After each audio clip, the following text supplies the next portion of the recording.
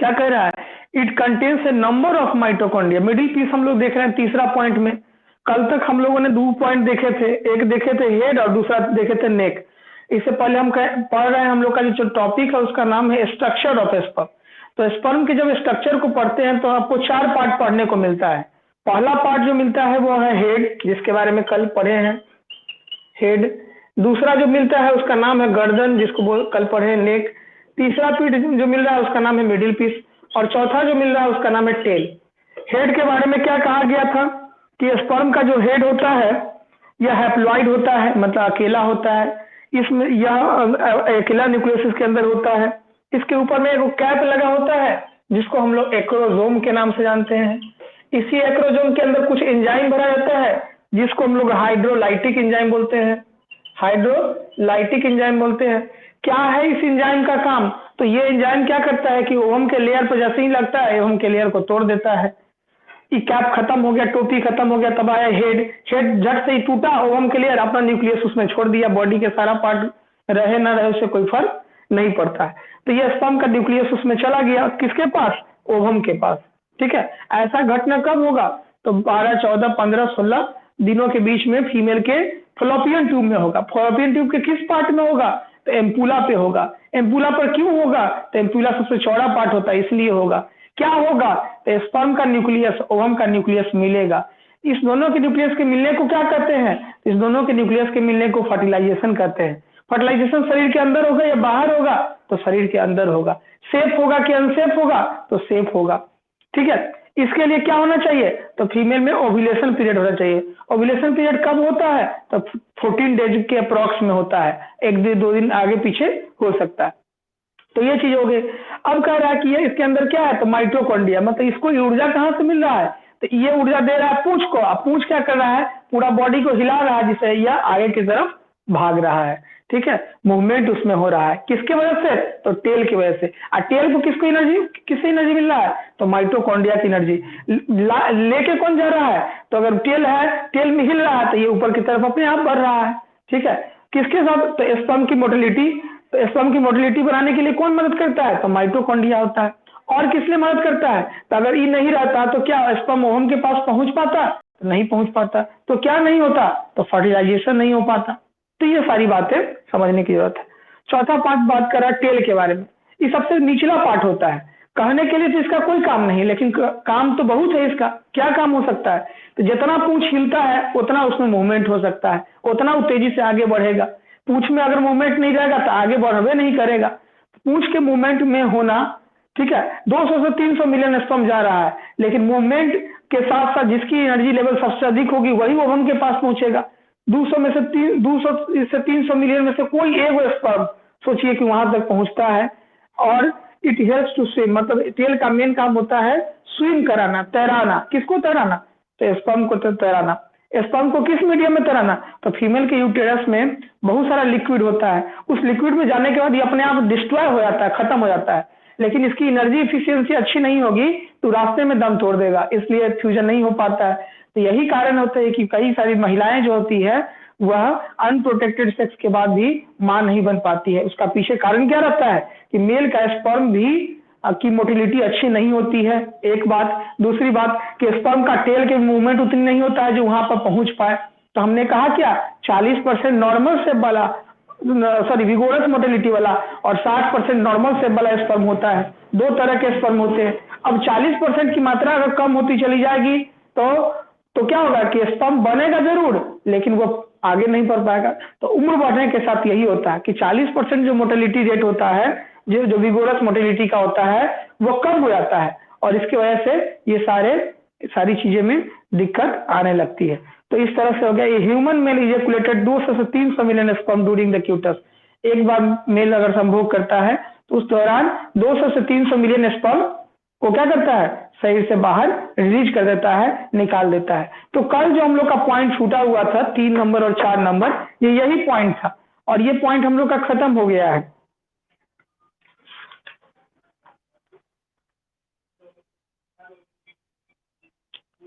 तो कल आप जैसा कि हम लोग वादा किए थे कि पिछले दिनों जो भी प्रश्न होगा बेहिचक सब आदमी एक एक करके पूछ सकते हैं। हम बारी बारी से नाम बोलेंगे और जहां जहां से प्रॉब्लम हुआ होगा पिछले दिनों के क्लासेस में, या हम चाहेंगे कि उसको भी एक बार रिवाइज कर दे ताकि आप लोग को दिक्कत नहीं हो।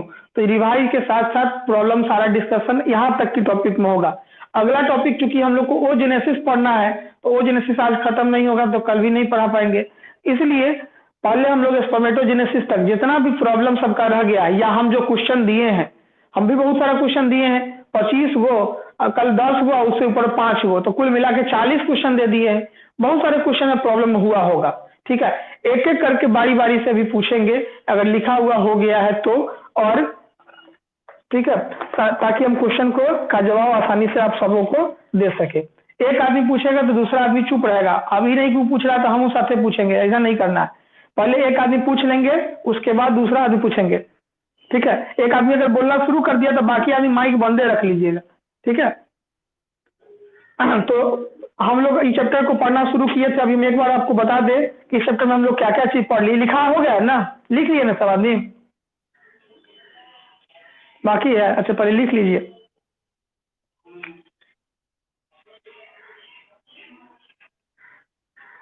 हाँ, टेल कर रहा है, it consist of axial. Axial का दो गो पार्ट होता है, एगो आगे का पार्ट, एगो पीछे का पार्ट। तो एक्सियल का मतलब होता है ये जो होता है पूंछ, ये पीछे का पार्ट होता है।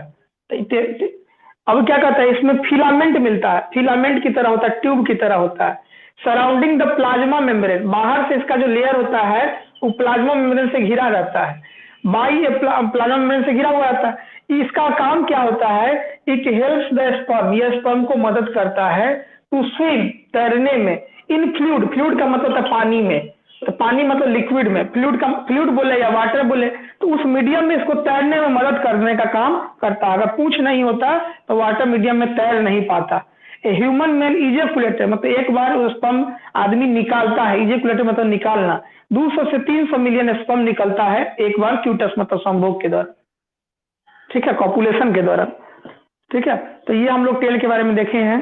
इससे पहले आपको टॉपिक पढ़ाया गया है ह्यूमन मेल रिप्रोडक्टिव सिस्टम, उसमें दो पार्ट है, एसेसरी डक्ट, एसेसरी ग्लैंड। उसके बाद हम लोग पढ़े हैं टेस्टिस, उसके बाद पढ़े हैं एसेसरी डक्ट सिस्टम, उसके बाद पढ़े हैं एसेसरी ग्लैंड, उसके बाद एक्सटर्नल जेनेटलिया, रुक जाइए, इसके बाद है फीमेल रिप्रोडक्टिव सिस्टम, उसके बाद है ओवरी, उसके बाद है एसेसरी डक्ट, उसके बाद है यूटेरस, उसके बाद मेमरी ग्लैंड, उसके बाद एक्सटर्नल जेनेटलिया, उसके बाद गैमेटोजेनेसिस, और उसके बाद स्पर्मेटोजेनेसिस, उसके बाद हार्मोन रेगुलेशन, और उसके बाद स्पर्म। यहां तक हम लोग टॉपिक पढ़े हैं, टोटल टॉपिक। अब बारी बारी से एक एक करके जो भी प्रश्न नहीं बना है या जो भी प्रश्न में प्रॉब्लम है वो आप हमसे पूछ सकते हैं, ठीक है। आज का ये प्रॉब्लम क्लास है, और इस प्रॉब्लम क्लास में जितना भी क्वेश्चन है आप रखिए, हम बताते हैं। हो गया, लिखा गया है ना? टाइम नहीं, फिगर तो कल भी बता दिए, फिगर उतारने की जो कोई जरूरत नहीं है। और टाइम से आया कीजिए, जैसे अगर 9 बजे का समय है, आपको नोटिफिकेशन चला गया तो चले आइए। अब बारी बारी से जुड़िएगा, अब 1 घंटा के बाद, आधा घंटा के बाद, तो इसे में तो नहीं होगा, इसलिए टाइम से जुड़िएगा तो ज्यादा बेनिफिट रहेगा। एक बात अभी तो यो नहीं है कि पीछे बैच रहता है, बैचों वाला बात खत्म है, इसलिए टाइम से जुड़िए और प्रश्न पूछिए। अब हम एक एक करके हम पूछेंगे, या आप पहले पूछ लीजिए, तब हम आप, तब जो बचा रहेगा वो सबको पूछेंगे, पूछना है तो एकदम पूछना ही है, क्वेश्चन सबको पूछना है, जितना मन है उतना पूछिए, जहां से मन है वहां से पूछिए, क्वेश्चन में कोई दिक्कत नहीं होनी चाहिए। आज हम क्वेश्चन का जवाब देंगे, और साथ ही साथ आप जो 40 क्वेश्चन है उस क्वेश्चन बनाने में भी अगर दिक्कत है तो आप पूछ लीजिए, हम बताएंगे, ठीक है। मुजम्मिल ये नहीं जुड़ा है आज, देखो आज जुड़ा नहीं है, आज क्वेश्चन समरी है, अब देखो जुड़ा नहीं है, कल अपना परेशान करेगा टॉपिक, देखना ही दोनों नहीं ना जुड़ा हुआ है, नहीं जुड़ा है, आज नहीं किया है, कल परसों से हमको परेशान करेगा ये दोनों भाई।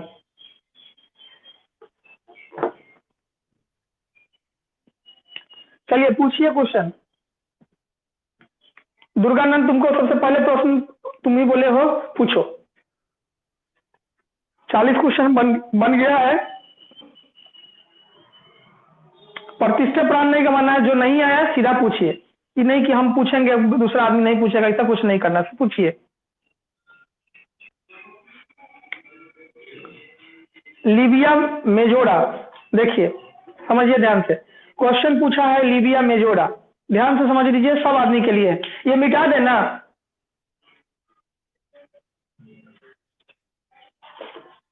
ठीक है।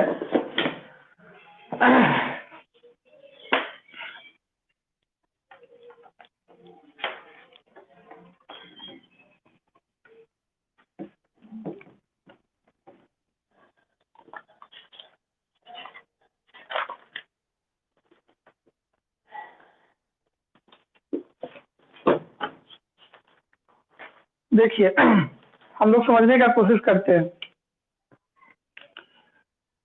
मान लीजिए ये फीमेल का पैर है, ठीक है, और पैर के ये जस्ट नीचे का हिस्सा है जिसे मल द्वार कहते हैं, जिसे शौचालय बाहर आता है, एक पार्ट। दूसरा पार्ट, यहाँ पर एक पतला सा ओपनिंग होता है जिसे वेजाइना कहते हैं, वेजाइना कहते हैं। इसके ठीक ऊपर में पेशाब निकलने का रास्ता होता है जिसके यूरेथेरा कहते हैं, ठीक है। और इसके ऊपर में एक मटर के दाने की तरह या उंगली नुमा एक स्ट्रक्चर होता है जिसको हम लोग क्लिटोरिस कहते हैं, क्लिटोरिस कहते हैं। अभी 4 पार्ट हो गया। तो फीमेल में जो रास्ते हैं वो कितने रास्ते हो गए? एक रास्ता जिससे शौचालय बाहर आएगा, दूसरा रास्ता जिससे मेल कॉपुलेशन करेगा, संभोग कर सकता है, या उसी रास्ते से बच्चा आता है बाहर, या उसी रास्ते से फीमेल में ब्लीडिंग होती है मासिक चक्र की, तो ये वेजाइना कहलाएगा। अब नीचे उसके ऊपर का जो रास्ता है इससे पेशाब बाहर आता है जिसको हम लोग यूरेथेरा के नाम से जानते हैं, और उसके ऊपर में मटर के दाने की तरह स्ट्रक्चर होता है जो फीमेल को सेंसिटिव बना के रखता है, तो ये क्लिटोरिस हो गया। अब ये जो चीजें हैं ये ऐसे करके घिरा हुआ रहता है, यहाँ तक ये चीजें यहाँ तक घिरा रहता है, ऐसे करके यहाँ तक ये घिरा रहता है।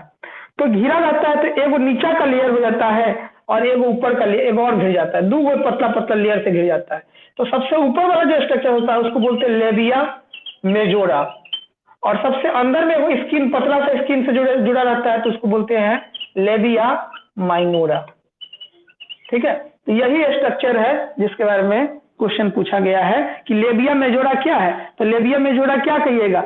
वेजाइनल ओपनिंग या यूरेथेरल ओपनिंग या क्लिटोरिस के ऊपर के तरफ से जो लगा हुआ स्ट्रक्चर होता है उसी को हम लोग क्या कहते हैं? लेबिया मेजोरा कहते हैं। ये फैटी होता है, ठीक है, ये फैटी होता है, और ऊपर इसके ऊपर में स्किन पर बाल सब होता है जिसको मोन्स प्यूबिस के नाम से जानते हैं, ऊपर में बाल ताल सब आ जाता है, इस तरह का स्ट्रक्चर, ठीक है, लेबिया मेजोरा कहते हैं। तो इस यही क्या हो गया? यही पार्ट्स हो गया, एक तरह से यह स्किन है और कवर करके रखता है इन सारे पार्टों को। चलिए यह क्वेश्चन कंप्लीट हो गया। दूसरा क्वेश्चन पूछिए जिनको पूछना। जल्दी जल्दी पूछो, टाइम नहीं है, जल्दी जल्दी पूछोगे तब ना बताएंगे। दुर्गा नंदर पूछो, क्या पूछना है?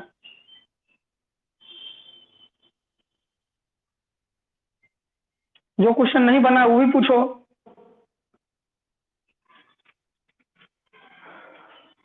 किसको बताए? क्या बताना है? हाइमन, ठीक है, हाँ, HYMEN। अपना क्वेश्चन, दूसरे का क्वेश्चन उठा के पूछ रहा है अपने की, अपने क्वेश्चन है। कौन बड़ा तुम्हारे बगल में बैठा हुआ कोई बड़ा आदमी है वो तुमसे ये क्वेश्चन पूछ रहा है। चलो देखो ध्यान से समझो, हाइमन क्या होता है? हाइमन क्या होता है? फीमेल में एक वेजाइनल ओपनिंग जो था जहां से वेजाइना खुलता है उसके उस पार्ट में पतला सा स्किन फोल्डेड, या तो ये पार्शियली होगा या पार्शियली होगा या पूरा कवर्ड होगा, ठीक है। कहाँ पे? वेजाइनल ओपनिंग में, वेजाइनल ओपनिंग जहां से कॉपुलेशन का काम होता है, संभोग का काम होता है, जहां से बच्चे बाहर आते हैं, जहां से मेंस्ट्रुअल साइकिल होता है। तो इस रास्ते में एक पतला सा स्किन होता है, एक समझिए कि एक ऐसा स्किन जिसको थोड़ा सा भी धक्का लगेगा, थोड़ा सा भी चोट लगेगा, थोड़ा सा भी कुछ होगा तो ये टूट जाता है। साइकिलिंग के दौरान, खेल कूद के दौरान, ठीक है, एथलेटिक्स में जाने के दौरान या गिर जाने की वजह से ये पतला सा लेयर टूट जाता है। शुरुआती दिनों में ये हाइमन क्या था? एक इंपॉर्टेंट पार्ट हुआ करता था, ठीक है। तब जब लोग इसको इंडिकेटर मानते थे कि फीमेल में यह यौन संबंध बनाने के बाद टूटता है, ब्लीडिंग होता है, मतलब फीमेल किसी के साथ यौन संबंध पहले नहीं बनाई हुई, इस चीज के लिए। लेकिन अब क्या है कि यह अभी लड़की, पहले लड़कियों घर में रहती थी, सारा काम घर का करती थी, अब लड़कियों सब काम को कर रही है, साइकिलिंग कर रही है, दौड़ रही है, एथलेटिक्स में है, क्रिकेट खेल रही। तो इस कंडीशन में ये हाइमन का पतला सा लेयर पहले ही टूट सकता है या बाद में भी टूटता है। इस दौरान क्या होता है कि ब्लीडिंग होती है। ठीक है, ब्लड बाहर आता है। अब ये हाइमेन अगर पार्शियली कवर है तो थोड़ा ब्लीडिंग होगा, अगर पूरा लगभग कवर कर दिया गया है तो ऐसे कंडीशन में ब्लीडिंग ज्यादा होता है। तो हाइमेन को एक तरह का फीमेल का पार्ट है, ये पार्ट टेम्पोररी पार्ट होता है, ये पार्ट कॉपुलेशन के दौरान टूट जाता है, ठीक है, या उससे पहले भी टूट जाता है। आपका एनसीईआरटी साफ सुथरे शब्द में लिखा हुआ है कि hymen is just not a indicator of female intercourse, ये इंटरकोर्स का एक नहीं है, इंडिकेटर के रूप में नहीं यूज किया जाता है। इंडिकेटर के रूप में तब यूज किया जाता था जब फीमेल घर में रहती थी, लेकिन बाद की किताब ने इस चीज को खंडित कर दिया है। इस चीज पर अब बाद कहा है कि यह इंडिकेटर नहीं माना जाएगा। अगर किसी फीमेल में अगर ये नहीं टूटता है तो इस कंडीशन में पहले से अगर टूटा हुआ रहता है तो ब्लीडिंग नहीं होती है, तो इसका मतलब ये नहीं है कि वह इंटरकोर्स पहले से किया हुआ है। एक बात। दूसरी बात, अब हाइमेन सर्जरी का एक प्रोसेस चला है। दिल्ली या मेट्रोपोलियन जितनी भी सिटी होता है उस सिटी में यह हाइमेन सर्जरी होता है, जिसमें फीमेल का अगर किसी तरह से एक मान लीजिए उससे शादी कर लिया और उस कंडीशन में उसका हाइमेन टूट गया तो दूसरा पति उसको एक्सेप्ट नहीं करता है, तो ऐसे कंडीशन में वह हाइमेन सर्जरी करके इस रास्ते को कम करवा लेती है, जिससे उसके पति को ये ना लगे कि इसके साथ इंटरकोर्स पहले हुआ है या नहीं हुआ है। मतलब शादी की चीजों को छुपाने के लिए ऐसा किया जाता है, जिसको हाइमेन सर्जरी कहते हैं। और ये लेटेस्ट टेक्निक है जो फीमेल मेट्रोपोलियन सिटी या विदेशों में महिलाएं एक के अलावा कई सारी शादियां करती है, तो इस कंडीशन के लिए ये चीज करता है। चलो पूछो आगे। ठीक है, तुम्हारा भी क्वेश्चन हो गया दुर्गानंद, और तुम्हारे बगल में जो बैठा हुआ है उसका भी क्वेश्चन हो गया। आगे पूछो।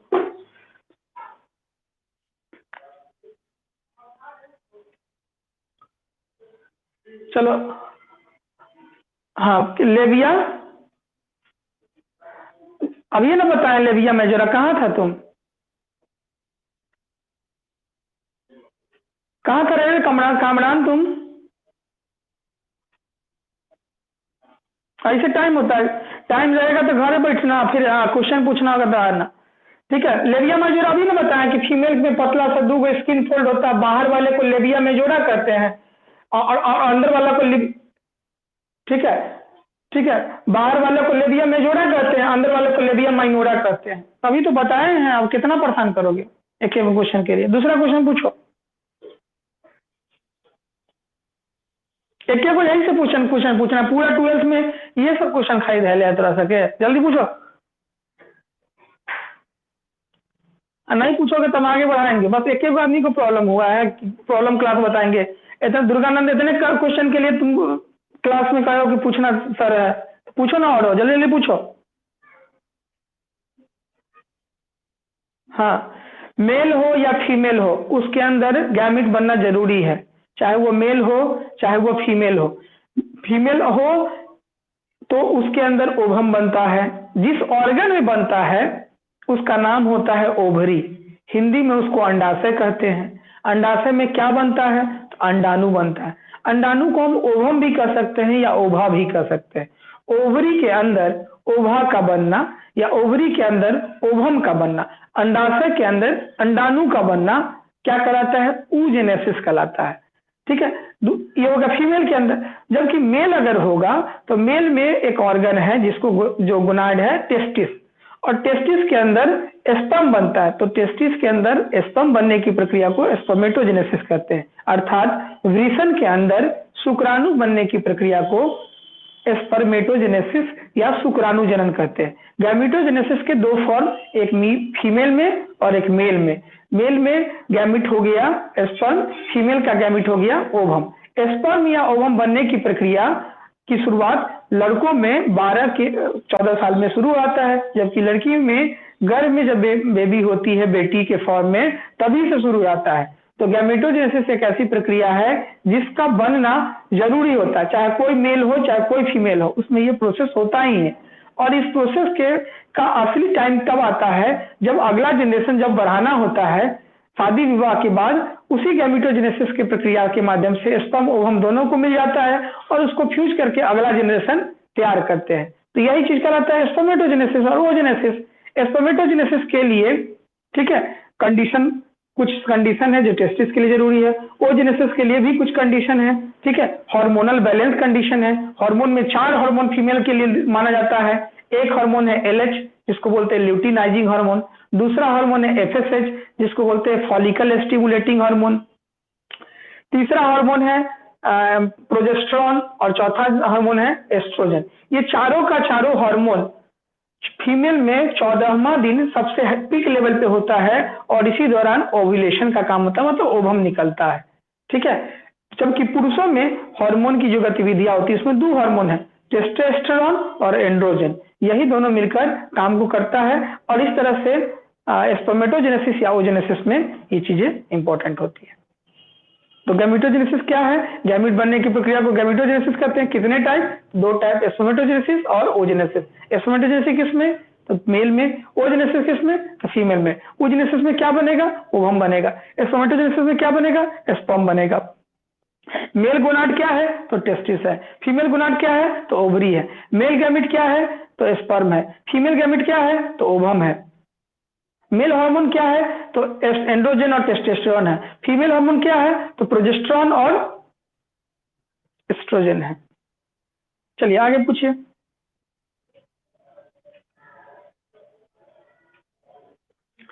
फीमेल में मेल के अंदर सबसे पहले हम बात करते हैं। मेल में हमारे ब्रेन है और ब्रेन में कई ग्लैंड है, जिसमें से एक सबसे इंपॉर्टेंट ग्लैंड है जिसका कंट्रोलिंग हमारे पूरा बॉडी पे है। अगर वो चाहे तो आपको भूख लगाए, वो चाहे तो ठंडा लगाए, वो चाहे तो प्रेम जगाए, वो चाहे तो ईर्ष्या जगाए, वो चाहे तो आपके बॉडी में सेंसिटिविटी बढ़ा दे, वो चाहे तो बुखार लगाए, वो चाहे तो पसीना गिराए, जो चीज भी होगा सारा का कंट्रोलिंग हमारे ब्रेन के एक ही ऑर्गन ग्लैंड पे है जिसका नाम है हाइपोथैलेमस। उसी के कंट्रोलिंग की वजह से बाकी सारे लगभग ग्लैंड कंट्रोल में आते हैं या कंट्रोलिंग करता है। अब हाइपोथैलेमस ग्लैंड जो होता है एक हार्मोन रिलीज करता है जिसका नाम होता है कौन चीज? तो GnRH, गोनाडोट्रोपिन रिलीजिंग हार्मोन। इसके सिग्नल मिलते ही हमारा दो तरह के पिट्यूटरी होता है, एक एंटीरियर पिट्यूटरी, एक पोस्टीरियर पिट्यूटरी। एंटीरियर का मतलब आगे, पोस्टीरियर का मतलब पीछे। तो एंटीरियर पिट्यूटरी को सिग्नल मिलता है, उस सिग्नल की वजह से वह एंटीरियर पिट्यूटरी दो हार्मोन रिलीज करता है, मतलब LH is just like a hormone और FSH is just also a hormone. LH मतलब ल्यूटिनाइजिंग हार्मोन। ये हार्मोन क्या करता है? ये हार्मोन का निकलना जरूरी है क्योंकि ये LH हार्मोन हमारे एक सेल है जिसका नाम है लाइडिक सेल जो टेस्टिस के अंदर पाया जाता है। और दूसरा होता है FSH जिसका एक्टिविटी होता है सर्टोली सेल पे। तो स्पर्म को ऊर्जा देना, स्पर्म की मैच्योरिटी देखना, स्पर्म का केयरिंग करना LH और FSH के सिग्नल के बाद ही होता है। तो LH और FSH का सिग्नल मिलता है और LH का सिग्नल लाइडिक सेल पर और FSH का सिग्नल सर्टोली सेल पर, दोनों का सिग्नल मिलता है। बस जस्ट इसके बाद हार्मोन रिलीज कर देता है। ठीक है, या वो टेस्टोस्टेरोन हो या वो एंड्रोजन हो। ठीक है, और दूसरा जो हम लोग देखे हैं वो क्या करेगा? न्यूट्रिशन देके उसको ऊर्जा देने का काम करेगा। तो LH and FSH hormone that play vital role for formation of sperm and nutrition of sperm. Next आगे पूछिए, पूछते जाओ यार, जितना क्वेश्चन है पूछो। आज हम कहे ना क्वेश्चन पूछना है तो पूछो। अभी आधा घंटा तक जवाब देंगे तुम लोग का। ठीक है, अभी नहीं पूछना चाहोगे तो हम अगला टॉपिक शुरू कर देंगे, फिर सोच लो। 40 क्वेश्चन जो बनाए दिए हैं वो सब का बन गया होगा, हमको पूरा विश्वास है सब पर। ठीक है, और सबसे पहले तो लोकेश बना के बैठ गया होगा, हमको तो रोज रोज भेज देता है ही। ठीक है, क्या बताएं? Memory gland, good question. ठीक है, मेमोरी ग्लैंड क्या है कि फीमेल जो होती है उसमें एक ग्लैंड है, मेल में भी ग्लैंड है, ये मेमोरी ग्लैंड। अंतर दोनों में यही है कि मेल में जो ग्लैंड है मेमोरी ग्लैंड वो एक्टिवेट फॉर्म में नहीं है और फीमेल में जो है वो एक्टिवेट फॉर्म में है। मतलब मेमोरी ग्लैंड का होना ही आपका पहचान है कि आप मैमल्स है, स्तनधारी है। अर्थात महिला हो या पुरुष यह स्तनधारी आता है और दुनिया में हम लोग जो है वो मैमल्स के श्रेणी में आते हैं।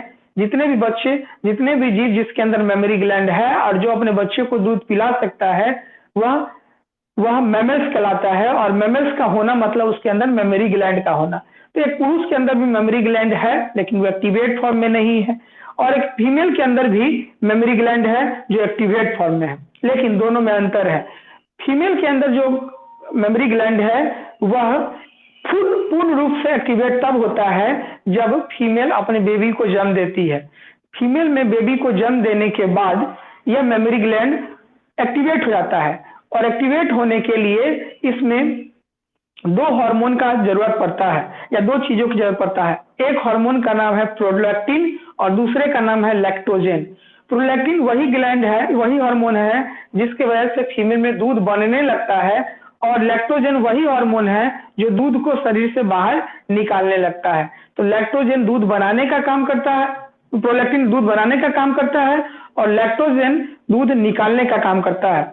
अब फीमेल मेमोरी ग्लैंड जो होता है, या इस मेमोरी ग्लैंड जो होता है जिसको हम लोग ब्रेस्ट के नाम से जानते हैं, यह फैटी टिश्यू होता है, मतलब ये मुख्य रूप से फैट से बना हुआ रहता है, इसलिए इसका आकार उभड़ा हुआ होता है। फीमेल में चूंकि ज्यादा हार्मोनल बैलेंस होता है इसलिए ज्यादा उभर जाता है। अब इसके अंदर कुल मिला के दूध रखने के लिए 15 से 20 गो लोब होता है। गुच्छा, लोब मतलब हो गया एक तरह का थैला। 15 से 20 गो लोब होता है, और उसी लोब के अंदर छोटा छोटा एल्वियोली होता है, और उसमें भरा हुआ रहता है दूध। ठीक है। अब वह दूध एक ट्यूब से निकलता है जिसको हम लोग कहते हैं मेमोरी ट्यूब्यूल्स के नाम से जानते हैं, और वह मेमोरी ट्यूब्यूल्स फिर आगे एक ट्यूब से जाता है जिसको मेमोरी डक्ट कहते हैं, और वह मेमोरी डक्ट आगे बढ़ता है तो मेमोरी एम्पुला आता है, और मेमोरी एम्पुला फिर आगे बढ़कर लैक्टिफेरस डक्ट से होते हुए बाहर निकलता है। तो फीमेल में दूध का सिक्रेशन, अब मान लीजिए कि कोई फीमेल है, बच्चे को जन्म दी और बच्चा मर गया, तो इस कंडीशन में उसमें लैक्टोजन तो सेक्रेट कर रहा है, और उसमें अगर दूध आता रहेगा तो हो सकता है कि ब्रेस्ट कैंसर जैसी समस्या हो, क्योंकि दूध को बाहर निकालना जरूरी होता है। तो ऐसे कंडीशन में डॉक्टर उसको एंटी लैक्टोजन देकर उसके दूध को, और एंटी प्रोलैक्टिन देकर दूध को सुखाता भी है और दूध को निकलने से रोकने का भी काम करता है। अब कंडीशन ये आता है कि कई बार क्या होता है कि फीमेल बच्चे को जन्म दे दी और उसमें दूध ही का सेक्रेशन नहीं हो रहा है, तो ऐसे कंडीशन में डॉक्टर उसको सुई देकर दूध निकालता है। गाय भैंस में देखते होइएगा कि जब बच्चा मर जाता है तो उसको सुई देकर दूध निकाला जाता है, तो वो भी वही कंडीशन है कि दूध निकालने के लिए उसमें सुई दिया जाता है लैक्टोजन का, ताकि वो दूध आसानी से बाहर निकल सके। और मेमोरी ग्लैंड फीमेल का एक सबसे बेहतर ग्लैंड के रूप में जाना जाता है, और यही लैक्टोजन के वजह से दुनिया का सबसे अटैचमेंट वाला ग्लैंड अगर कहा जाए तो यही है। यही कारण है कि माँ और बच्चे एक दूसरे से आपस में जुड़े रहते हैं, और माँ और बच्चे का एक संबंध पिता से उतना नहीं होता जितना माता से होता है, यही दूध की वजह से, यही लैक्टोजन की वजह से, क्योंकि यही एक दोनों को जोड़ के रखता है, इसलिए इसको हम लोग लव हार्मोन के नाम से भी जानते हैं। आगे पूछिए क्वेश्चन। आज आजादी दी है क्वेश्चन पूछने का, तो पूछ नहीं रहा। हाँ पूछो पूछो, कौन क्वेश्चन पूछो, कोई भी क्वेश्चन है पूछिए, घबराइए नहीं। बायोलॉजी पढ़ रहे हैं, खेल नहीं कर रहे हैं। बायोलॉजी पढ़ रहे हैं तो कंसेप्ट लीजिए, पूरा कंसेप्ट के साथ आपको पढ़ना है, ठीक है। हाँ, ये नहीं कि सुनो, 12th पास करना मायने रखता है, डिग्री तुम्हारे पास ऐसा ही आ जाएगा, कहोगे तो हम 10,000 में डिग्री तुमको उठा के दे देंगे 12th का, लेकिन कंसेप्ट मायने रखता है। कंसेप्ट लो, कंसेप्ट लोगे। बहुत लोग घर में देखते होंगे कि हम इतना डिग्री लेके बैठे हुए हैं, नौकरी नहीं हो रहा है, जॉब नहीं हो रहा है। क्यों नहीं हो रहा है? क्योंकि आपके पास कंसेप्ट नहीं है, आप कंपटीशन नहीं निकाल पाए हैं, इसलिए आपको जॉब नहीं हुआ है। तो कंपटीशन निकालना होता है, कंपटीशन के लिए आपकी पढ़ाई इंटरनल होनी चाहिए। इंटरनल पढ़ाई नहीं होता है, डिग्री पास करने वाला, क्वेश्चन रटने वाला पढ़ाई पढ़ लीजिएगा, कंसेप्ट रहता ही नहीं है, तो कैसे जॉब होगा? तो जॉब के लिए सबसे पहले आपके पास इंटरनल कंसेप्ट होना चाहिए। डिग्री लेके बैठने वाला आपसे बहुत, दुनिया में बहुत लोग हैं, जॉब करने वाला बहुत कम लोग हैं, इसलिए सबसे पहला काम ये होना चाहिए कि आपके पास इंटरनल कंसेप्ट हो, ताकि इंटरव्यू में आप जवाब दे, क्वेश्चन जो पूछा जाए एग्जाम उसमें जवाब दे, क्योंकि आपको जवाब देना है, ना कि डिग्री और मार्क्स लाना है। बोलिए, क्वेश्चन पूछिए।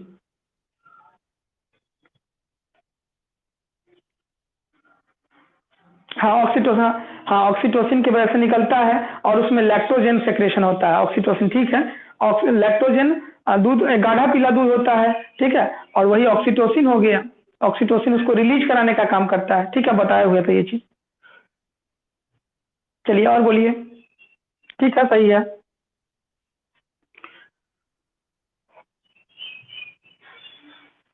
और पूछिए क्वेश्चन। बस जयेंद्र, पूछना नहीं है? दुर्गानंद चुपे हो गया, एकता, हाँ नासिर पूछो कुछ।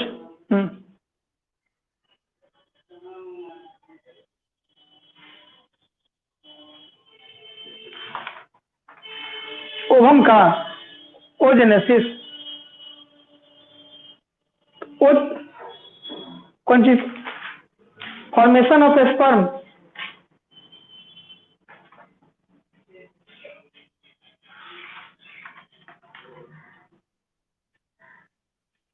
अच्छा स्पर्मेटिड वाला। देखिए ये क्वेश्चन कर रहा है कि फीमेल मेल के अंदर, हम लोग इसे पिछले क्लास में इसको पढ़े हुए थे, रिवाइज करा रहे हैं कि स्पर्मेटोजेनेसिस की प्रक्रिया यही होता है जिसमें आपको स्पर्मेटोजुआ बनाना होता है या स्पर्म बनाना होता है। तो इसमें हम जानते हैं कि जिस जगह से बनता है वो डैप्लॉइड फॉर्म में रहता है और जो चीज बनता है वो हैप्लॉइड फॉर्म में रहता है। तो बनता कहाँ से है? तो टेस्टिस के अंदर बनता है। क्या बनता है? तो स्पर्म बनता है। तो स्वाभाविक बात है कि टेस्टिस से बनता है तो वो डैप्लॉइड होगा और जो चीज बनता है वो हैप्लॉइड फॉर्म में होगा। तो स्पर्मेटोगोनिया जो होता है जहां से बनता है वो डैप्लॉइड फॉर्म में होता है और स्पर्मेटोजोआ या स्पर्म जो होता है वो हैप्लॉइड फॉर्म में होता है और जिस प्रोसेस से बनता है उसको स्पर्मेटोजेनेसिस कहते हैं। टेस्टिस के अंदर बहुत पतली पतली ट्यूब होती है जिसको हम लोग गिरिटी टेस्टिस के नाम से जानते हैं। और इसके अलावा उस ट्यूब्यूल्स के अंदर, उस लोब के अंदर पतला पतला ट्यूब जैसा स्ट्रक्चर होता है जिसको सेमिनिफेरस ट्यूब्यूल्स कहते हैं। तो स्पर्म की बनने की प्रक्रिया मिनिमम एगो ट्यूब्यूल्स एगो लोब के अंदर मिनिमम एक और मैक्सिमम 3 होता है और टोटल मिला के 250 कंपार्टमेंट एगो टेस्टिस में, 250 कंपार्टमेंट दूसरे टेस्टिस में, मतलब 10 दूना 20 गो, 250 दूना 500 हो गया। और हर में 1 से 3 तक सेमिनिफेरस ट्यूब्यूल होता है, मतलब स्पर्म की बनने की प्रक्रिया सेमिनिफेरस ट्यूब्यूल में होती है। अब सेमिनिफेरस ट्यूब्यूल में जो होता है, जब मेल के अंदर प्यूबर्टी आ जाता है, प्यूबर्टी का मतलब होगा कि एक ऐसा है जिसके अंदर मेच्योरिटी आ गया है, स्पर्म बनने का समय आ गया है, अप्रोक्स 12-14 साल के बाद, ठीक है, उसके अंदर स्पर्म बनने की प्रक्रिया शुरू आती है, तो वो प्यूबर्टी कहा जाता है जिसमें दाढ़ी, मूछ, बाल, अट्रैक्शन, ये सारा चीज शुरू हो जाता है। तो इस दौरान क्या होता है कि स्पर्म बनने लगता है। तो इसमें 4 प्रोसेस देखने को मिलता है। एक होता है मल्टीप्लीकेशन फेज, एक होता है ग्रोथ फेज, एक होता है मैच्योरेशन फेज और एक होता है डिफरेंशिएशन फेज। तो पहला फेज कहता है मल्टीप्लीकेशन फेज। मल्टीप्लीकेशन का मतलब होता है संख्या को बढ़ाना, जितना संख्या बढ़ा सकते हैं उसको बढ़ाइए। इस प्रक्रिया को मल्टीप्लीकेशन फेज के नाम से जानते हैं। अब मल्टीप्लीकेशन में क्या होता है कि मेल के अंदर कुछ जर्म सेल होता है जिसको कहते हैं स्पर्मेटोगोनिया, स्पर्मेटोगोनियम। स्पर्मेटोगोनियम से बहुत सारा छोटा छोटा स्पर्मेटोगोनिया मिलता है। पहले तो एक ही गो रहता है और उससे बहुत सारा बन जाता है, जिससे क्या होता है कि स्पर्मेटोगोनियम से बहुत सारा स्पर्मेटोगोनिया बन गया, इसलिए इसको हम लोग कहते हैं मल्टीप्लीकेशन फेज। ये कैसे बढ़ता है? तो एक सेल डिवीजन की प्रक्रिया होती है, माइटोटिक सेल डिवीजन, जिससे बहुत मात्रा में संख्या बढ़ जाता है। ठीक है, कब बढ़ता है? तो प्यूबर्टी के टाइम में बनता है। किससे बनता है? तो स्पर्मेटोगोनिया से बनता है। स्पर्मेटोगोनिया से क्या बनता है? स्पर्मेटोगोनियम में क्या बनता है? स्पर्मेटोगोनिया बनता है। और स्पर्मेटोगोनिया की संख्या क्या होती है? तो बढ़ते चले जाती है। स्पर्मेटोगोनिया की यही संख्या बढ़ना मल्टीप्लीकेशन फेज कहलाता है। उसमें से कोई एक, बहुत सारा बन गया, अब उसमें से कोई एक को अच्छा ऊर्जा मिल गया होता है, वो आगे बढ़ता है, जिसको हम लोग कहते हैं प्राइमरी स्पर्मेटोसाइट। उस प्राइमरी स्पर्मेटोसाइट में पहली बार डिवीजन होता है और पहली बार डिवीजन होने के वजह से वह पहले भी अब तक डैप्लॉइड में था, वो टूटकर 2 बन जाता है हैप्लॉइड में। एक बार डिवीजन हो गया, फिर 2 गो बन गया है और 2 गो का फिर डिवाइड कीजिएगा तो दूसरी बार उसका डिवीजन होता है और वह फिर बढ़ जाता है, मियोटिक डिवीजन होता है और वो बन जाता है 2 से 4 में। अब 4 में डिफरेंशिएशन होता है और वो लास्ट में स्पर्मेटोजुआ बन जाता है, वही स्पर्म बन जाता है। तो पहला चीज क्या हो गया? संख्या बढ़ाएं। दूसरा चीज में से क्या हो गया कि एगो को ऊर्जा मिला, तो मतलब ग्रोथ फेज हो गया, मतलब एगो स्पर्मेटोगोनिया ग्रो कर गया, होगा डाइप्लॉइड ही फॉर्म में। अब क्या हो गया? तीसरा फेज आया जिसमें क्या होगा? मैच्योरेशन फेज हो गया। 2 से 4 हुआ, 4 से 4 तक पहुंचा। 4 में से जो बना स्पर्मेटोजोआ, उसमें हेड उड लग गया और सेपरेट हो गया, आपस में डिफरेंशिएट हो गया और ये हो गया डिफरेंशिएशन फेज। तो कुल मिला के बुक में 3 फेज होता है, हम आपको 4 फेज बताएं। तो 4 फेज में ये प्रक्रिया कंप्लीट हो जाती है। पहला फेज हो गया मल्टीप्लीकेशन फेज, दूसरा फेज ग्रोथ फेज और तीसरा फेज मैच्योरेशन फेज। पहला फेज में क्या हुआ, संख्या बढ़ाए। दूसरा फेज में क्या हुआ, एनर्जी देकर एगो को आगे बढ़ाए। तीसरा फेज में क्या हुआ, एगो से दूगो, दूगो से चार गो बढ़ गया। चार गो के बाद क्या हुआ, तो ये सबके अंदर पूंछ लग गया, मतलब स्पर्मेटोजोआ में पूंछ लग गया और सब अलग अलग डिफ्रेंशिएट कर गया, और इस तरह से यह प्रक्रिया स्पर्मेटोजेनेसिस की पूरा हो जाती है। पूछिए और क्वेश्चन, एक आदमी पूछो। कमरान, कमरान पूछो, फिर तुम पूछना।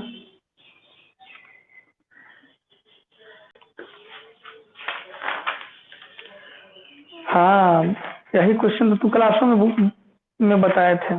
ठीक है, देखिए टेस्टिस, टेस्टिस होता है ना, टेस्टिस, टेस्टिस तो देखे होगे। अब टेस्टिस के अंदर स्ट्रक्चर है, कौन सा स्ट्रक्चर है टेस्टिस के अंदर, क्या है, 250 कंपार्टमेंट किसका है? पता है तो बताइए, समझ गए ना। सेमिनिफेरस ट्यूब्यूल कितना होता है वो टेस्टिस के अंदर? मार के मुंह तोड़ देंगे अभी मुक्का से। सेमिनिफेरस ट्यूब्यूल 250 होता है। टेस्टिस का आकार कैसा होता है? ओवल शेप होता है, अंडा के शेप का होता है। लंबाई कितना होता है? 4 से 5 सेंटीमीटर होता है। चौड़ाई कितना होता है? 2 से 3 सेंटीमीटर होता है। ठीक है, स्पर्म क्या रिलीज करता है? तो हार्मोन रिलीज करता है और स्पर्म रिलीज करता है। कौन कौन हार्मोन रिलीज करता है? तो ये हार्मोन रिलीज करता है एंड्रोजन और टेस्टोस्टेरोन रिलीज करता है। टेस्टिस के अंदर कितने टेस्टिकुलर कंपार्टमेंट होते हैं? तो 250 कंपार्टमेंट होते हैं। कितने में? तो एगो टेस्टिस में। दूगो में कितना हो जाएगा? तो 500 हो जाएगा। ठीक है, और सब 250 और 500 के बीच में क्या होगा? तो सेमिनिफेरस ट्यूब्यूल होगा। मिनिमम क्या गो? एगो, और मैक्सिमम क्या गो? 3 गो। तो अगर मैक्सिमम का है पूछा जाए कि कितना होगा, तो 500 गुना 3 कर दीजिए। ठीक है, तो 500 1500 सेमिनिफेरस ट्यूब्यूल हो गया। मिनिमम पूछा जाएगा तो 500 में 1 से गुना कर दीजिए, तो क्या हो जाएगा? तो 500 में तो 500 हो जाएगा। तो यह चीज आप याद रख सकते हैं कि मैक्सिमम सेमिनिफेरस ट्यूब्यूल कितना होगा, कंपार्टमेंट कितना होगा। ठीक है, चलो और पूछो। आरोही पूछ रही थी, पूछो फिर।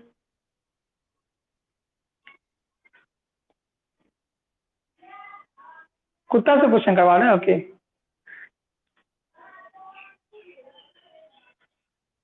हाँ, हार्मोन क्या होता है, अच्छा बात है। ठीक है, हमारे बॉडी में ग्लैंड होता है, और ग्लैंड जो होता है एक लिक्विड सब्सटेंस रिलीज करता है। एक लिक्विड सब्सटेंस रिलीज करने से क्या होता है कि बॉडी के अंदर कुछ एक्टिविटी होती है। कुछ एक्टिविटी का मतलब हो गया कि ग्लैंड जो भी होगा वो दो सब्सटेंस, दो लिक्विड फॉर्म में रिलीज करता है। एक लिक्विड फॉर्म में होता है जिसको हम लोग एंजाइम कहते हैं, जो खाना पचाने का काम होता है। और एक लिक्विड सब्सटेंस ऐसा होता है जो किसी भी चीज को एक्टिवेट या डीएक्टिवेट करता है। जब आपको कोई चीज को एक्टिवेट करना, जैसे आपका ब्रेन कर रहा है कि हम सेक्सुअल इंटरकोर्स करें, तो उस कंडीशन में हाइपोथैलेमस जीएनएच रिलीज कर दिया। तो एक लिक्विड फॉर्म का सब्सटेंस है जो उसको सिग्नल देता है कि तुमको ये काम करना है। तो यह लिक्विड सब्सटेंस दूसरे तक गया और वो एक्टिवेट हो गया। वह एक्टिवेट मतलब हो गया सक्रिय हो गया। पहले निष्क्रिय था और जैसे ही हार्मोन मिलता है वो सक्रिय हो जाता है। तो सक्रिय होने से या एक्टिवेट होने से क्या होता है कि वो अगले वाले को सिग्नल भेजता है और इससे आपका काम तेजी से होने लगता है। तो आपके बॉडी के अंदर 12-14 वर्ष की अवस्था आने के बाद आपके बॉडी में हार्मोन का सिक्रेशन होने लगता है, और हार्मोन के सिक्रेशन की वजह से आपका नजरिया जो बचपन में था फीमेल के प्रति, वो नजरिया बदलने लगता है, या फीमेल का मेल के प्रति जो था वो नजरिया बदलने लगता है। ठीक है, तो यह चीज जो होता है, बच्चा में भी हार्मोन है, बड़ों में भी हार्मोन है, और हार्मोन की वजह से जैसे आपका दाढ़ी, मोछ, बाल, ये सब जो आया, आवाज भारी हो गया, शरीर के जनन अंगों में बाल का आना, लड़कों लड़कियों के प्रति अट्रैक्शन का बढ़ना, ये सारा एक्टिवेशन या डीएक्टिवेशन हार्मोन की वजह से होता है। Hormone is just like a liquid substance that play vital role for activation and deactivation of any organ and any parts of the body. ठीक है, जिसके वजह से आपको भूख लगना, प्यास लगना, दर्द होना, ईर्ष्या होना, प्रेम होना, द्वेष होना, ये सारे चीज हार्मोन का ही तो देन है। आपके बॉडी को कंट्रोल करने के लिए जो चीज की जरूरत है, जिस लिक्विड सब्सटेंस की जरूरत है, वो हार्मोन है। और ये हार्मोन जिस जगह से रिलीज करता है उसको ग्लैंड कहते हैं। चलिए आगे पूछिए।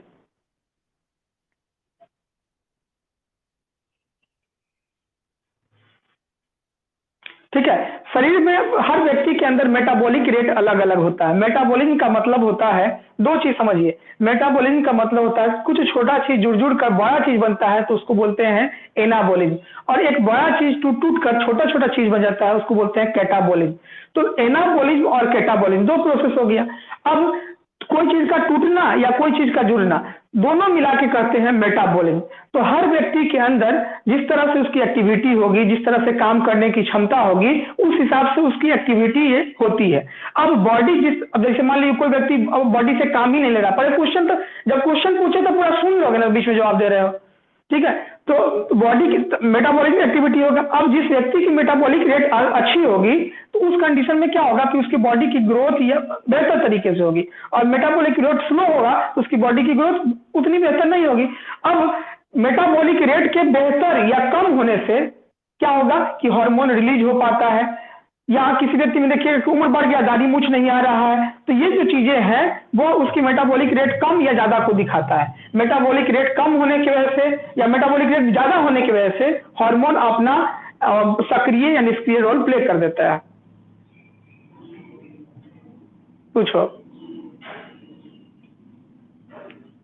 आपके बॉडी के अंदर कई टाइप के हार्मोन है, उसका कोई लिमिटेशन नहीं है कि कितने तरह का हार्मोन है। आपके ग्लैंड में अगर हर ग्लैंड की बात करने लगेंगे, चैप्टर नंबर 20 में पढ़ना था, 20 या 19 में पढ़ना था 11th में, कि हार्मोन आपके बॉडी में ग्लैंड है, एक्सोक्राइन ग्लैंड है, इंडोक्राइन ग्लैंड है, और एक्सोक्राइन इंडोक्राइन ग्लैंड से अलग अलग हार्मोन रिलीज करता है। अगर बात करेंगे अभी आपके बुक में तो कम ही हार्मोन देता है, लेकिन जब आप बड़े स्तर पे पढ़ेंगे तो आपके पास कई हजारों हार्मोन के लेवल्स है, ठीक है। और जितना भी दवा आप खाते हैं तो उसका कंट्रोलिंग आपके हार्मोन पे ही होता है, या हार्मोन को एक्टिवेट या डीएक्टिवेट करने का काम करता है, ठीक है। तो आपके बॉडी के हिसाब से अलग अलग हार्मोन है और अलग अलग उसकी प्रक्रियाएं हैं। बहुत तरह के हार्मोन है, हार्मोन का कोई लिमिटेशन नहीं।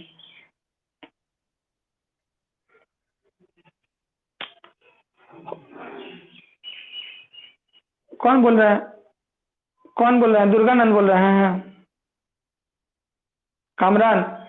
देखिए 33 आपके बुक के लेवल के हिसाब से हम आपको 33 बता दिए हैं, लेकिन पूछ रहा है कि कितना होता है, तो जब कितना होता है तो उसका कोई लिमिटेशन नहीं है, ठीक है। उस हार्मोन के अंदर भी हार्मोन है, समझ लीजिए बात, इतना समझिए कि उस हार्मोन के अंदर भी बहुत तरह के हार्मोन है, ठीक है। आपके बुक के हिसाब से 33 हम बता दिए थे, लेकिन अगर विस्तृत वे में जाइएगा तो बहुत हो सकता है, ठीक है। अब डिपेंड करता है कि क्वेश्चन किस तरह का पूछा जा रहा है, करा हार्मोन कितना तरह का होता है, तो हार्मोन तो बहुत तरह का है, लेकिन ये पूछेगा कि 11 के हिसाब से बताइए, तब तो मुफ्ती से उतना ही बताएंगे। चलिए और पूछिए, पूछिए।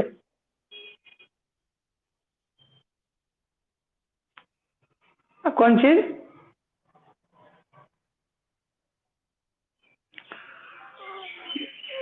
तो नॉर्मल क्वेश्चन, फिर चलो ठीक है, अब यही रिवाइज करवा रहे हो, चैप्टर का यही रिवाइज हो रहा है, ठीक है। ऐसा हुआ नहीं है, ऐसा देखो, तुमको जो प्रॉब्लम है वो पूछो, पड़ोसी के प्रॉब्लम लेके बैठोगे तो दिक्कत है, ठीक है। ठीक है, देखो चैप्टर जो तुम पढ़ रहे हो, चैप्टर जो पढ़ रहे हो उसको पूछो। अब थायरॉक्सिन थायराइड ग्लैंड का पूछ लो कि थायरॉक्सिन की वजह से क्या होता है, थायराइड ग्लैंड कैसे बजाता है, घेगा ग्लैंड क्या होता है, आई ग्वाइटर क्या होता है, तो ये सब 11th का चैप्टर है। तुम अभी जिस चैप्टर में हो चैप्टर का पूछो, पड़ोसी का क्वेश्चन लेके बैठोगे तो बहुत क्वेश्चन तो उसके पास होगा, ठीक है। पूरा वैवाहिक जीवन में से पूरा वैवाहिक जीवन में क्वेश्चन नहीं खत्म होता है तो क्वेश्चन क्या होगा, ठीक है। तुमको सेल्फ पढ़ना है तो उस सोचो, अब बड़ो पड़ोसी का पढ़ोगे तो अपना अपना पढ़ाई गोल कर लो। कहो पड़ोसी का मेरा नंबर ले ले, बैठ के पूछे हमसे फोन करके।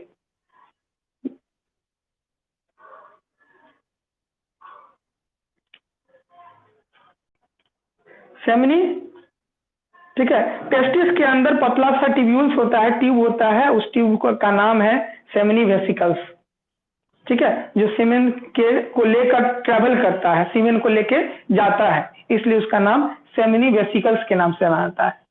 सीमेन को लेकर जाने वाला ट्यूब का नाम सेमिनी वेसिकल्स है। चलो तब आज का क्लास यहीं पे समाप्त करते हैं। क्वेश्चन अगर रहा है तो पूछ लो, नहीं है तो 5 मिनट और टाइम है, जो पूछना है पूछो।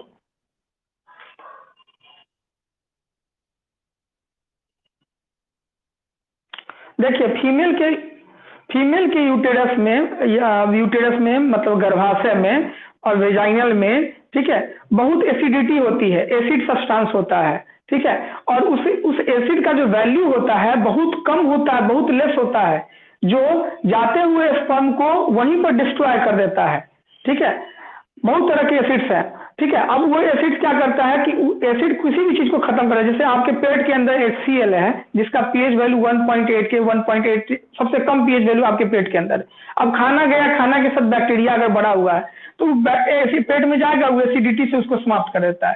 ठीक उसी तरीके से स्पर्म तो जाता है पूरा हेल्दी वे में, लेकिन स्पर्म के 200 से 300 मिलियन स्पर्म जा रहा है, लेकिन फीमेल के यूटेरस में इतना एसिडिटी है और इतना पीएच वैल्यू उसका लेस होता है उस एसिड का कि स्पर्म की जो गति होता है उसको गति को स्लो कर देगा, और गति को स्लो करने से उसका एनर्जी लेवल कम हो गया, वो टाइम पर वहां पहुंच ही नहीं पाता है या बीच में ही डिस्ट्रॉय हो जाता है, तो उसकी एनर्जी लेवल कम कर देगा, उसकी इफिशियंसी कम कर देगी, उसकी विगोरस मोटिलिटी कम कर देगी, जिसके वजह से वो ट्रेवल करके फीमेल के फॉलोपियन ट्यूब पर नहीं पहुंच पाता है। उसमें भी सब कुछ के लड़ के जो पहुंच गया, मतलब उसकी इफिशियंसी उस यूटेरस की जो क्षमता थी उससे बेहतर थी, इसलिए वो वहां तक पहुंचा।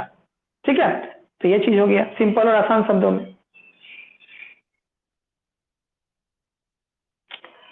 एक्सीडेंट हमने क्या बोला कि बॉडी में भय, डर, ईर्ष्या जितना भी चीज है उसका कंट्रोलिंग आपके हाइपोथैलेमस से है। हाइपोथैलेमस के सिग्नल की वजह से आपकी बॉडी के अंदर कुछ हार्मोन जो होता है वो रिलीज नहीं होता है टाइम टू टाइम। ठीक है, जैसे आपको भय बहुत ज्यादा हो गया तो अब भय वाला काम करेगा कि आपकी बॉडी में दूसरा काम करेगा। आपके जो ग्लैंड है हाइपोथैलेमस एक टाइम में एक ही काम को प्ले कर सकता है, एक टाइम में आप मल्टीपल फंक्शन, अब एक्सीडेंट लगा तो हाइपोथैलेमस तो डर के साथ परेशान है, और डर के आगे आपकी खुशी नहीं आ सकती है, डर के आगे आपका थिंकिंग नहीं आ सकता है। इस कंडीशन में बाकी का कोई रोल नहीं रह जाता है, इसलिए हाइपोथैलेमस अपना जो रोल होना चाहिए सोच, समझदारी और वैचारिक, वो कम कर देता है। फिर तब आता कब है, तो जब आपका वो हार्मोन का लेवल जो आपका भय का था या जो चीज था वो लेवल नीचे जाता है, तब आप ये थिंक कर पाते हैं कि ऐसा भी वो कर सकते थे, ऐसा भी सोच सकते थे, हॉस्पिटल भी तो जा सकते थे, ठीक है, बैंडेज भी तो कर सकते थे, हेलमेट पहन के आए रहते तो ऐसा नहीं होता। ये सब बाद में हम थिंक कर पाते हैं, इसलिए तय कर पाते हैं कि उस टाइम तक आपका एक ही चीज एक्टिवेट रहता है, बाकी चीज पर कंट्रोलिंग उसकी हावी उतनी नहीं हो पाती है। आपका डर इतना हावी रहता है कि बाकी चीज का कंट्रोलिंग आप पे नहीं हो पाता है, थिंक नहीं कर पाते हैं। जब वो सब नॉर्मल होता है तब हाइपोथैलेमस थिंकिंग करना शुरू करता है, इसलिए एक टाइम में एक ही चीज पर होते हैं। और एक्सीडेंट में इसलिए लोग घबरा जाता है। फैमिली के किसी मेंबर को अगर तबियत खराब हो तो दूसरा को होगा तो हम एडवाइस दे देंगे ऐसा करो, लेकिन फैमिली मेंबर को होगा तो हम नहीं कर पाएंगे। दूसरे को हम सुइया दे देंगे, लेकिन अपने भी परिजन होंगे तो उसको हम सुई नहीं दे पाएंगे, क्योंकि इस सब में कहीं ना कहीं से डर भय के सामने बाकी चीज काम नहीं करता है। ठीक है, तो ये सारा प्रश्न था जो आप लोगों ने पूछा, और जितने भी प्रश्न आपने पूछा है हम उसका सारा का जवाब देने का कोशिश किए हैं अपने स्तर से। ठीक है, और आगे आपका जो क्वेश्चन रहेगा अगले सैटरडे को इसी तरह के क्वेश्चन आप पूछ सकते हैं। ठीक है, कल संडे है, कल क्लास बंद रहेगी। ठीक है, इसके अलावा कल अगले दिन जो हम लोग पढ़ेंगे उसमें टॉपिक हम लोग का oogenesis रहेगा। ठीक है, और जिनका फी बाकी है कोशिश करें कि इसी चैनल पर इस पे आके आप अपना जो है पेमेंट कर दे लिंक पर, बेहतर होगा, आपके लिए भी अच्छा है और मेरे लिए भी अच्छा है, क्योंकि इस बेरोजगारी का, इस जो विपत्ति का आलम है उसमें हमारी भी जरूरत है और आपकी भी जरूरत है। दोनों आदमी अपना अपना ख्याल रखें, और मिलते हैं मंडे को एक नया टॉपिक oogenesis के साथ। Thank you for watching me.